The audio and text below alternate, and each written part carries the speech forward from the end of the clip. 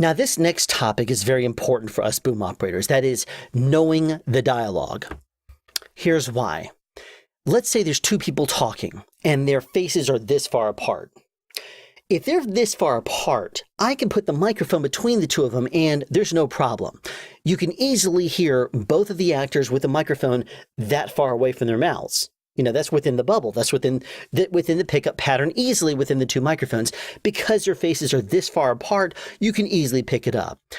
But if the actors are, let's say, 4 or 5 feet apart, I need to actually cue the microphone back and forth between the two of them, or maybe even just keep it in alignment and go back and forth between the two of them, maintaining the plane of the microphone, not actually swinging it, but simply changing where the microphone is over them. That way I put the microphone in this, put their voice in the sweet spot on the microphone. Now, if I don't know the dialogue, then I put the microphone on one person. As soon as they stop talking and the other person starts talking, then I swing over there. I missed the beginning of that dialogue. And if I miss the beginning of the dialogue, then it basically serves no purpose for me to be over there at all, because post is not going to do a mix from their lav, or if they're even laved, or a plant microphone into my boom. They're just going to stay on whatever that happens to be, you know, carrying the dialogue. Or they're going to do it on the coverage, on the flip side of it. So they're never going to use that dialogue. Now, if I bother to swing back and forth, I might as well be on them. Now, if not, because, you know, if I'm not, then it serves no purpose for me to do it, right? If I'm reacting to who is speaking next, instead of being proactive and knowing where they're going to start the line and going over to them before they even started, then it really, there's no point in reacting to it. I got to be on them at the beginning of the line. Otherwise, it's useless. Plain and simple. How do I know this? Well, I know... when I say, how do I know this? I mean, how do I know when the line starts and finishes? Well, that's the sides. If you're not familiar, sides are basically a portion of the script that you were covering that day, and they basically printed up on a half piece of paper, or, you know, you can't get a full-size piece of paper with, you know, the sides on there. It's basically a section of the script that you're covering that day. And it could be 3 pages long, 4 pages long, 5, 6, depending on how much they're actually covering that day. The scenes that you're covering are listed there, from action to the dialogue. So you basically have the entire script of that scene in front of you, the most current version of it. Now, they could issue changes later, or they could have even changed since they printed them out. But the fact of the matter is that is what you study. Now, hopefully the first AD, script supervisor, somebody is going to come up to you and say, by the way, we've had some script changes, and this is how the dialogue has changed, if there is any changes at all. But I'm getting a little bit sidetracked here. Those sides right there are going to be your manual for the scene, I should say. I can almost say. That is going to be what you follow for the scene that tells you what the dialogue is. It will say person 1 talks here, and then they finish their line on this word, and then person 2 says this line, it finishes on this word, and then person 3 or person 1 or whatever, whoever's next, whatever case may be. The person that speaks next is going to be listed. Their dialogue is going to be listed. That will tell you where the microphone needs to be and when. Now, how do you go about doing this?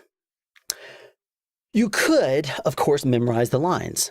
As a matter of fact, a lot of people will memorize the lines, especially if they have any kind of an acting background. But memorizing the lines is not always what people do.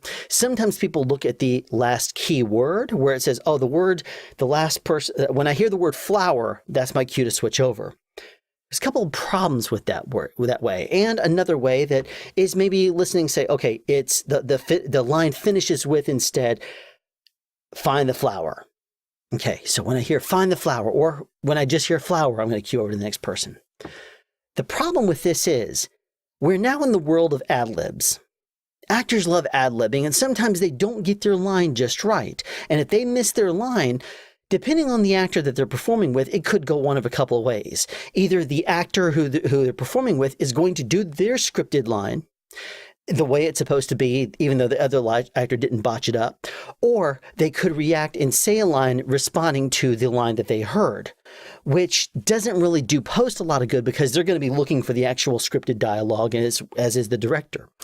So if you're talking about the actual scene and covering the dialogue itself, you have to kind of feel it out a little bit. If it sounds to you like they've deviated from the lines that you're familiar with, you got to kind of figure out when a good time is to switch over, because the actors are apparently not on their game anymore. They've apparently deviated from the script, and from there anything could go. Switching back and forth between two people, or it's even worse. Sometimes an actor will botch a line and they'll forget a line. They'll say, "Oh, sorry, I'll take it back," and then they'll repeat the same line again, and you might have already been on the other person expecting them to have been over there, and then the person says, "Oh, I'm sorry," and then they start over, and then you're like, "Well, wait a minute, where are we starting now? I got to know where to start my microphone. That way I can get post everything they need. So I'm going to be on this person, and probably this person's going to talk, and I quickly go over there." It's crazy. If you're a boom operator, you know exactly what I'm talking about. If not, you're going to be like, okay, I don't know what Alan just said. In short, if this person is talking and this person is talking, in a perfect world, they're covering the lines as it's listed on the script perfectly and identically. Therefore, if you know those key words, you can switch from the microphone from this person to this person at the right time. But actors don't always know those lines, and some movies even ad-lib their way through them. If there's a comedy movie especially, there's probably going to be dialogue all over the place. It's changing. People are going to be ad-libbing and laughing and maybe embellishing, whatever the case may be. You have to figure that out. In those circumstances, you might engage a second boom, because you got to have those overlaps on two booms to make it even close to savable in post. But that's also another topic for another day. Another method that you could, of course, use is the method that I usually do, which involves not just learning the dialogue, but I actually have an acting background, and I have to kind of tell myself what motivates the next person to talk. Who is going to speak next? Basically, this line is this. Who is the person that's going to reply to this? So I would say, oh, this person here was annoyed because this person said this thing about his girlfriend. So it's him that says it next. But when he's done, he's made a threat. So the guy's going to reply. And then after he replies, the person who jumps involved next is the dude's brother, because he doesn't want there to be a skirmish in his house. So he reacts when he hears this. And then from there, and I have to basically piece it together in my mind. And that's how I can quickly piece it together. So that way, if they start deviating and going off script, I can follow it still. There's another method that you can, of course, use if you don't want to bother learning the whole script, if you don't want to learn the key methods and, keywords and whatever. And that is simply using what I call a method called using the force. And that's basically where you read the body language of the actors. It's best if you do it with two people, but it does work with more, and you just have to stay really sharp. In short, when you have two people talking back and forth, the person that's about to speak is going to most likely do something like, when they're about to say something, they're going to be listening, and you're going to see them take a kind of a extra big breath. Sometimes they'll even hold the breath a little bit because they're waiting to not jump someone's line, but they want to start at a key time. Like the second they take a breath, they're going to start that line. So they may go, and now I'm just talking, something like that. You get what I'm saying.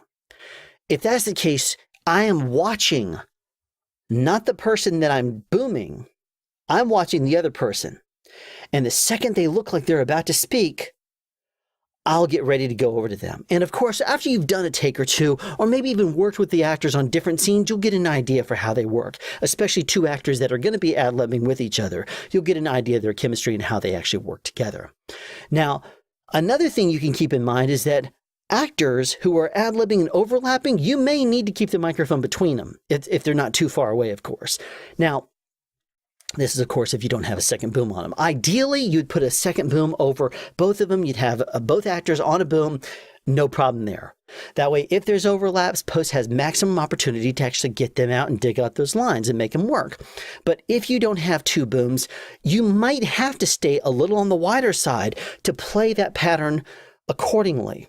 You might also, if you're dealing with a supercardioid microphone and a cardioid microphone pattern is an option, you might switch to that to have more of that more of the side parts of the microphone, basically open up the pattern a little bit more. A supercardioid pattern is kind of narrow. So if I'm talking here, it would be kind of an oval shape. More of a cardioid pattern would be almost an omnidirectional. It picks up more along the wide part, or along the sides of the microphone. You would hear wider.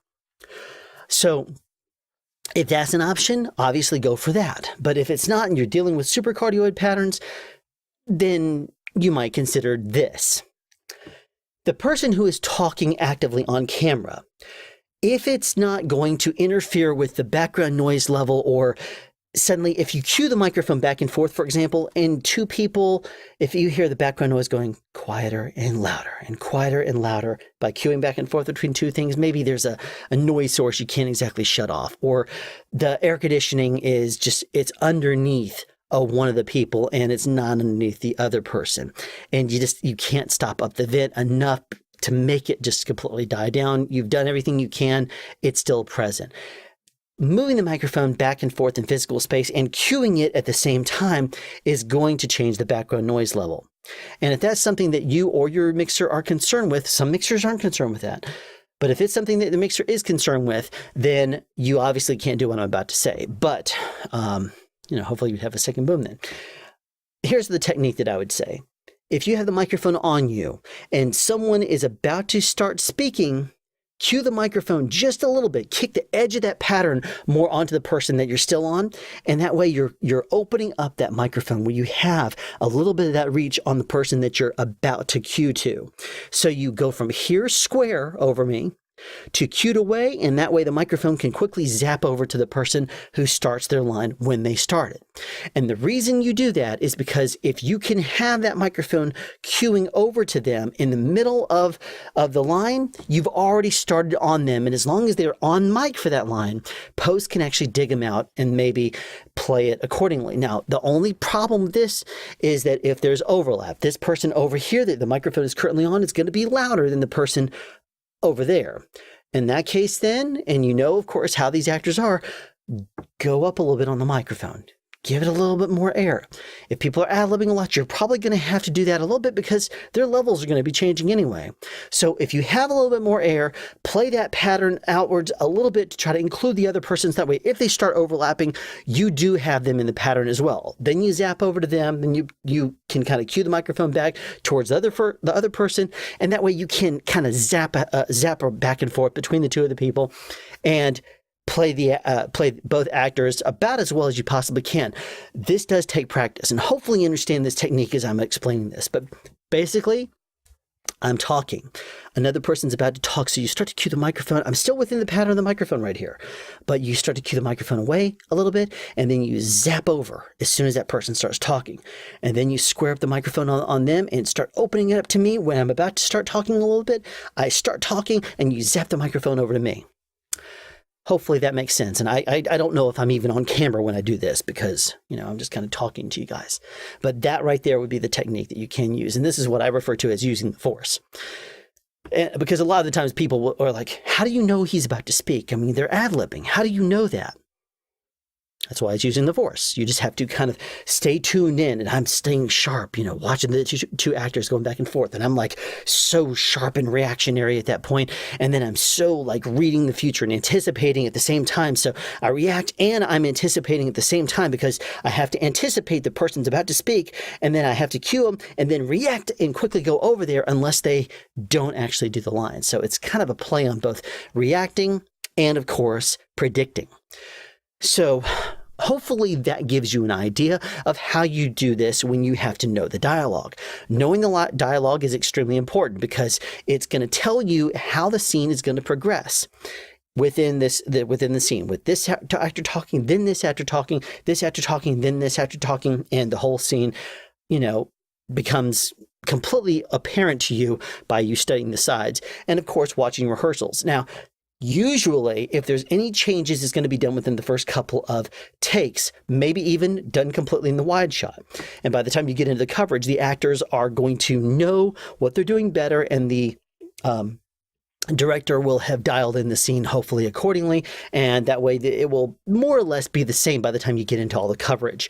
But of course, that's not always the case. Sometimes actors constantly change the dialogue and they'll ad-lib and do silly things on each other's coverage. And then sometimes even the director say, oh man, that was the perfect line. I wish we could have done it on the other side, but we missed it, so oh well. Maybe they'll turn around and do it again. Who knows? Extend your day out even farther. At least you're on the clock, right?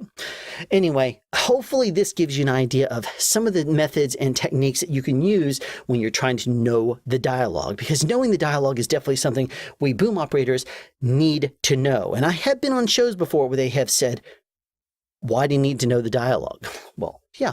Why does the dialogue need to be known by the person who is going to only put the microphone over those actors? There's only a few people on the set that need to know the dialogue and that do actually bother learning the dialogue. Aside from the actors, maybe the director has, because he's gone over the script, or he or she, I should say, has gone on the script enough to maybe memorize it by now. Another person would be the script supervisor, who maybe has studied it enough to know what the dialogue is and looked at it on paper and maybe has committed some of it to memory. And of course, another one is indeed the boom operator, because you have to know where the dialogue begins and ends so that you can get all of your dialogue and deliver it to the sound mixer who's going to record it for post. That's extremely critical. So hopefully all of this is valid information that you can store it in your minds and memory banks. Maybe even you already know these techniques, but if not, definitely want to commit them to memory and find the one that works best for you. There's one thing that can present somewhat of an issue for you, and that's if your sides are in English or whatever your primary language is on your project, and the actors are actually delivering dialogue in a different language. That's when using the force really comes in handy. And I did a movie that's a Korean movie a few years ago where all the sides were in English, but the actors spoke almost entirely in Korean. Well, that was me having to use the force and watching rehearsal and trying to figure out where this person's dialogue finished, because I didn't even understand the words. I couldn't even figure out where the words finished and the next line started. That was a fun movie. Anyway, it was strongly using the force, and nothing will help you to use the force quite like dialing in on a foreign language movie that you are working on. So whatever your technique is, develop it. Make sure that you might even keep in mind some other techniques that you may have to use should you get yourself into a circumstance or a situation where it presents itself and you have to modify your own style just a little bit. Maybe just learning the last line could work for you. Maybe just the last word, the key word, might be enough for you. But not all the time. There may be times that you need to know the whole thing. And there are scenes where you don't even have to learn the dialogue at all because two faces are this far apart and you have a microphone right over them. Or two people are doing the entire scene in a hug and then the microphone's just between them. You can't exactly mess up when the microphone is like this on both of them, right? Person's face right here, person's face right here. Microphone's right there. You don't have to learn those lines if you don't really want to. Hopefully this gives you enough information for you to develop your own style, one style that will work well for you most of the time, and of course, you might have to modify it periodically. In the future, tune in to more episodes of Sound Speeds where we'll dig in even deeper on what it takes to be a better boom operator. Have a question you'd like answered or want to add something? Be sure to write it in the comment section down below. You can also make a suggestion for future topics of discussion. Again, comment section down below, or you can email me at soundspeeds@yahoo.com. Be sure to subscribe and turn on notifications so you won't miss out on future sound advice.